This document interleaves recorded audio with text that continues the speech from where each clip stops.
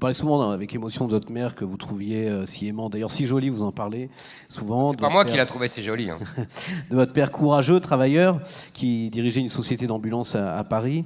Alors quelle a été la place de vos parents justement dans votre éducation? Quelle a été la place de votre famille?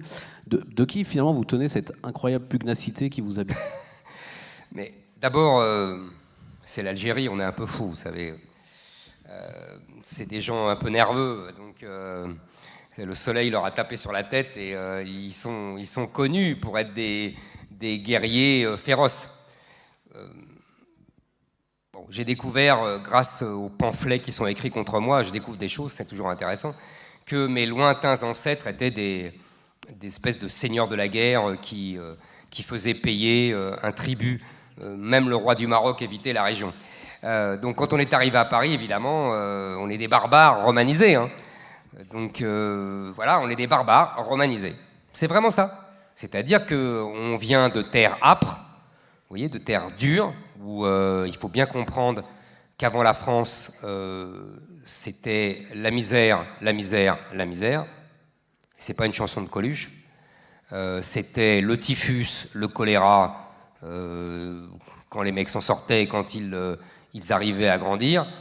Je ne vous parle pas de mon enfance, hein, évidemment. Hein, c'est les enfances en Algérie, avant la France.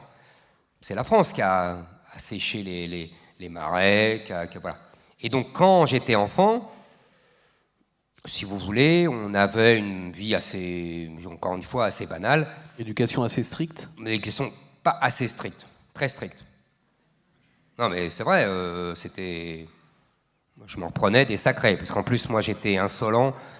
Donc, c'est marrant, ça étonne personne. Donc, j'avais pas ma langue dans la poche et je répondais à tout le monde, adulte ou pas adulte. Donc, évidemment, parfois, je m'en prenais des sacrés. En plus, j'étais très indiscipliné à l'école, donc ma mère a été convoquée. C'est là que j'ai compris qu'elle était jolie, parce qu'il y avait tout un essaim de gamins autour quand elle venait convoquée par moi. J'étais pas vraiment, je faisais pas le mariole. En fait, non, ils étaient très stricts sur l'école. Il fallait que, si j'étais pas premier de la classe, j'étais vraiment mal vu. Donc j'ai été élevé comme ça. En fait, vous savez, c'est un mélange de culte du livre très juif et de culte de l'école très français. Et le mélange, eh ben, ça donne la façon dont on a été élevé. C'est-à-dire que c'est double peine, quoi. C'est tu lis et tu lis. Et voilà. Donc oui, c'est sûr que là, il n'y a pas de problème de coexistence entre les cultures. Hein. C'est la même. Donc voilà, tu tapes dessus et tu dois lire et être le meilleur en français. Et voilà. Et donc vous êtes aussi exigeant avec vos propres enfants que vos parents ont été avec vous? Vous savez, je vais vous dire, pour mon époque, j'étais un monstre d'exigence. Mais par rapport à mes parents, non, j'étais pas aussi exigeant qu'eux. Mais vous savez, tout est relatif, en fait.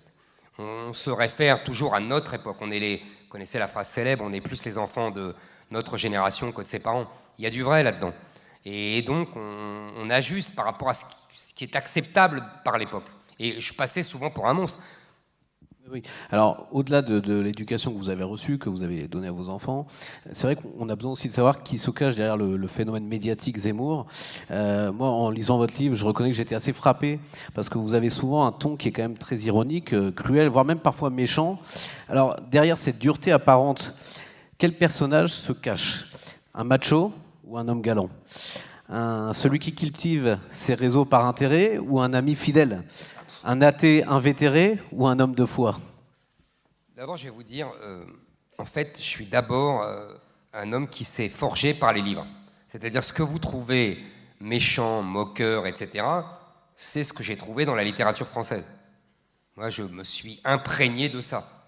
Et quand je lis Victor Hugo, Flaubert, Chateaubriand, je m'imprègne de ça. Je suis une éponge. Je suis d'abord constitué par mes lectures. Et comme ça fait 50 ans que je passe mon temps à lire, vous voyez, ça ressort comme ça.